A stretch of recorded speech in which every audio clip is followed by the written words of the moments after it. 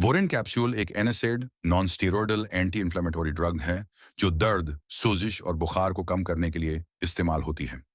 ये कैप्सूल उमूमन दर्ज झेल बीमारियों में दिया जाता है। एक, जोड़ों का दर्द आर्थराइड्स। दो, कमर और गर्दन का दर्द। तीन, मुसलसल दर्द और सोजन गोथ, यूरिक एसिड का दर्द।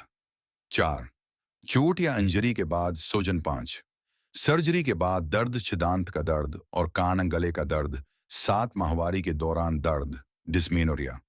अगर आपने अभी तक मेरे यूट्यूब के चैनल को सब्सक्राइब नहीं किया तो जल्दी से सब्सक्राइब कर लें, और अगर टिकटॉक पे फॉलो नहीं किया तो टिकटॉक पे भी फॉलो कर लें, ताकि आपको ऐसी इंफॉर्मेटिव वीडियो देखने को मिलती रही। वोरिन कैप्सूल के मज़र असरात, साइड इफेक्ट्स: मादे में जलन, तेजाबीत या दर्द, मतली, अल्टी, गैस या अफारा, सर दर्द या चक्कर आना, जल्द पर हल्की रजी या खारिश। एहतियाती तदाबीर, प्रिकॉशंस: खाली पेट हरगज ना खाएं, हमेशा खाने के बाद लें।